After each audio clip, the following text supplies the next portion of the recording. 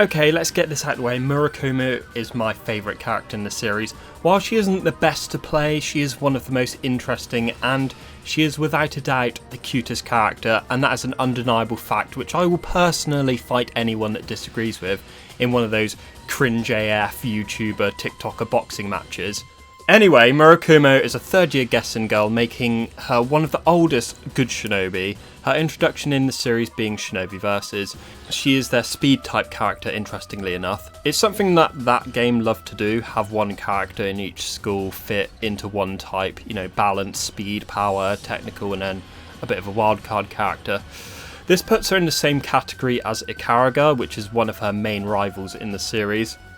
However, she has been nerfed in Estival Versus to be more of a balanced character, as she can't, chain spam the dashes anymore, and now has a fairly lengthy delay after a dash, but you can go a lot further to get out of a fight with, a greater evade distance. The obvious feature about Murakumo is that she wears an Oni mask. This is integrated into almost everything about the character. Whilst wearing the mask, she is very confident and speaks in a deep voice that can penetrate your soul and instill terror in her enemies and destroying their erections. The whole concept of Murakumo is because, and I quote this from the producer, "I personally wanted a ninja that wore a mask, someone who's vicious with the mask but timid without it." I don't think he actually speaks like that, but whatever. He then goes on to talk about how it shouldn't be out of place for characters like that in Senran Kagura, shortly before abandoning the series like a coward and doing whatever the hell he's doing now. However, without her mask she becomes very shy, even cowardly I say, stutters her speech on nearly every syllable and becomes mostly a nervous wreck. Overcoming this shyness has been part of her Shinobi Girls Hearts missions for her playable games, with some of them ending up with either slightly coming to terms with it, like in Shinobi Versus admitting at the end, slightly to what girl doesn't like being called cute, which obviously she is, while in the game Estival Versus, her ending results in her being so embarrassed not having her mask on that she uses a ninja art to teleport her panties onto her face to cover it up. This is after failing to hide it with a bean sprout packet and it ripping apart in front of a crowd of people. So it's apparently less embarrassing to put soaking wet panties on her face, and let's be honest, she is probably utter filth in privacy, with one of her hobbies drawing cartoons, as she calls it. I didn't know hentai was classified as cartoons. Yes, it's more embarrassing showing your face than wearing cheetah print panties around your mouth whilst going commando. An underwear design they removed from Estival Versus for some reason. They were the best ones as well! This split personality is actually due to Yomi. When Murakumo was younger, she had a large family and they would take care of Yomi because her parents were too busy. Seems a bit irresponsible to me, but anyway. Yomi and Murakumo became good friends, tight as ass cheeks if you would. This, however, ended in tragedy, with Murakumo's parents supposedly being killed in a car crash, but Murakumo would suspect otherwise.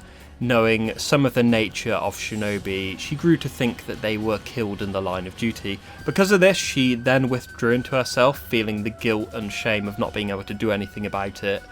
Her condition got so bad she would start hiding her face under paper bags and such, with Yomi doing the same to support her friend. During this time she was taken under the wing of Kurokage, which is obviously the mentor of all the Gessen girls, and was taken away from Yomi, which exacerbated the situation to be frank, removing her from her one rock without a chance to say goodbye. At some point during her training she is then adopted into the Tairo family by their CEO, the Tairo family owning a corporation which is a rival to Ikaruga's adopted family, placing Ikaruga as a rival.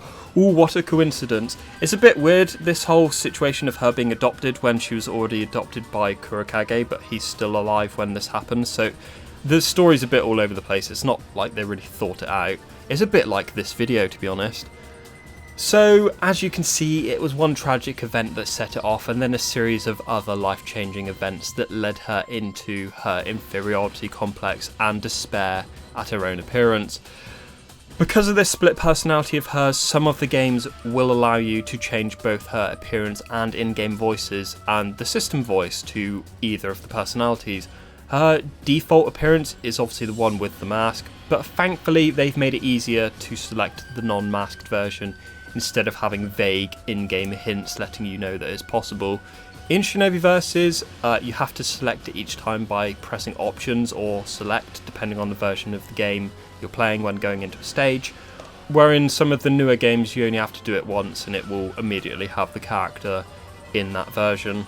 Something I didn't actually know as well is in Estival Versus, if you do this while selecting her as the system voice, pressing options on the PS4 version, it will actually change it to the unmasked version. You know, it only took me 5 to 6 years to find that out.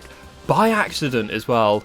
The games after just have her considered as a different character, or a different character skin, so she's more of like, she's two different characters because it's just easier, I guess.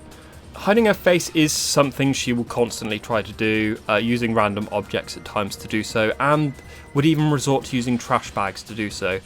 However, there is a bit of a design flaw with this because during the story and stages, characters will reference her wearing the mask or not wearing it, but because it's a selectable costume, the opposite can actually occur. She'll be wearing the mask when they'll say something about her face when she's not supposed to be wearing it. It's more of a continuity issue than anything. It only really affects the side stories as well, as the characters speak during the stages, so you can be wearing or not wearing it, and she can be speaking in the opposing voice, so kind of a weird one.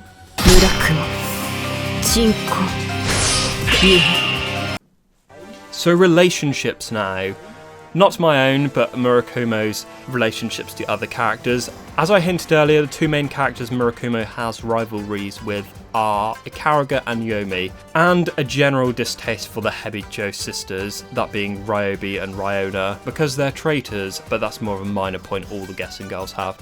Her dislike for Ikaruga is because they are from rival families, fighting over land development, so obviously both as adoptees into these families they have to dislike each other, as is the usual trope in such media.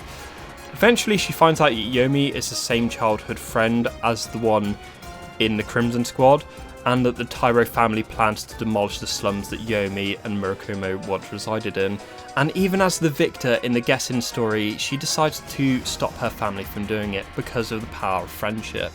Because of this connection, she tries to become friends with Ikaruga, and putting a stop to all the evil plans of making the world a better place. While Yomi is her childhood friend, they have to battle because they're on opposite ends of the karmic scale. Whilst Murakumo does recognise her as her friend, they put the duty of being Shinobi first. After winning against her, she learns to still be friends with Yomi despite their differences and the choices they've made since they've been apart. So her appearance, like the rest of the Gessen girls, her normal outfit, she just wears the classic boring grey uniform with black tights and brandad shoes. Her Shinobi outfit is simultaneously the most revealing and most armoured. In fact, I think only her and Homura have any armour on their outfits at all. Anyway, she now wears a big ass knee-length coat, not too dissimilar from a general's coat from, you know, the samurai era and earlier. It is supported by armour on the shoulders and has a tall collar, which would put some of Harry Hill's outfits to shame. Due to the colouring, I do actually presume the outside of that is armour too. Then the rest of her outfit is fitted with armour rather sparingly, only covering the lower half of her chest and exposing her midriff. The outside of her thighs are also covered by a layer of armour. And then she has thigh-high boots to complete the set. As well as this, there is actually quite an interesting thing with her chest armour. It stays in place whilst her, big fun bags just jiggle around everywhere, which is kind of strange but also incredibly funny. It's just the way the physics work in the games.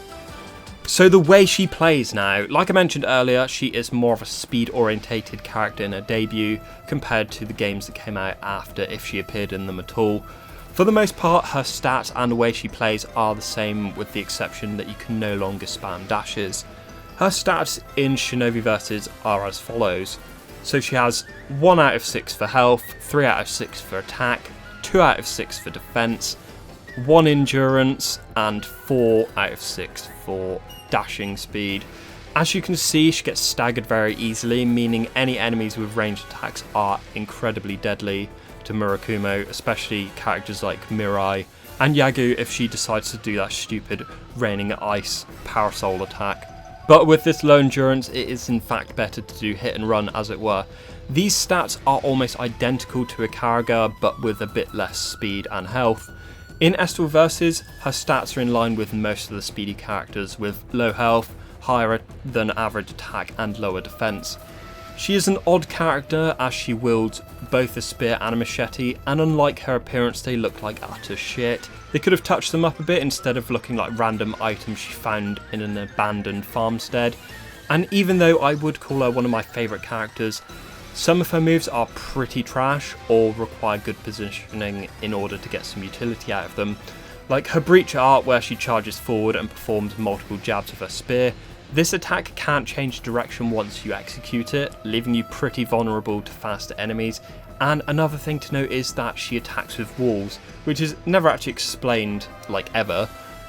She has 3 of them, Kutaro, Kagura and Daigoro. I think that's how you pronounce them. I do apologise for my mispronunciation, which all of them are used in her Ninpos, as well as a few stronger attacks, and during her transformation scene, which they added in Burst Renewal.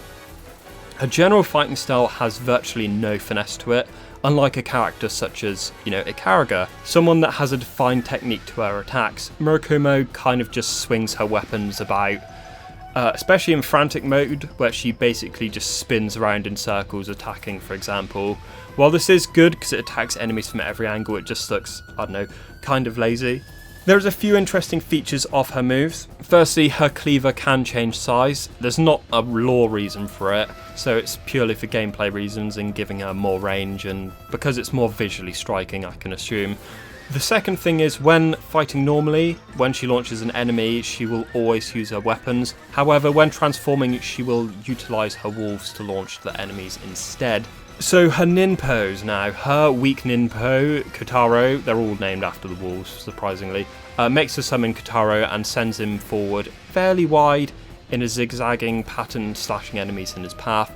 As the weak Ninpo, it's mainly best used against mass enemy mobs and can give some breathing room, leaving you an escape route, which, using her breach art, or her first strong attack as it were, will cover that ground. This attack, however, is incredibly bad against bosses, both characters and the giant mechs. It does virtually no damage, it has a bit of a weird hitbox, so smaller enemies get caught in it, whilst, the playable characters will just usually dodge it, so it's a pretty bad Ninpo, for all it's worth. Her second Ninpo, Kagura, she will summon both Kagura and Kutaro to attack enemies from all directions around her. This attack is more consistent in the area it covers and hits virtually everything in its radius. This Ninpo is best used in mass crowds, but also when you're taking damage from bosses, as it's fairly effective against them, well, compared to a weak Ninpo anyway, which does virtually nothing. You can sacrifice the forward range for all-round coverage. Then her ultimate Ninpo, Daigoro, makes her summon him, the giant wolf, and she'll ride on his back, slashing side to side with her cleaver, while Daigoro will carry the spit in his mouth. This attack ends with one massive strike. Riding on Daigoro's back will juggle any enemies you run into, dealing severe damage to any in its path. This is the only Ninpo where she directly attacks enemies, interestingly enough. This does break enemies' guard as well, so it's fairly good against defensive enemies, but you can also use it to escape corners of maps if you're pinned there. So there we go. I'm sorry this one took a while. It was supposed to be done last week, but I had a whole tide of piss come at once. I think I broke my toe, a relative died, and one of my favourite comedians died, on top of some clowns deciding to harass me on Twitter out of nowhere over something I said 3 years ago, which I partially said as a joke. So it's not been the most enjoyable last week, which leads me on to this. One thing I do want to address, I guess, that rhymes, is there's a few people in the last video asking about collaborations, and the answer is currently no. So firstly, I've had bad experiences with getting involved with other YouTubers, and it's kind of easier to just do things by myself at the moment. And secondly, I don't really watch or enjoy content from other people that cover the same things as me.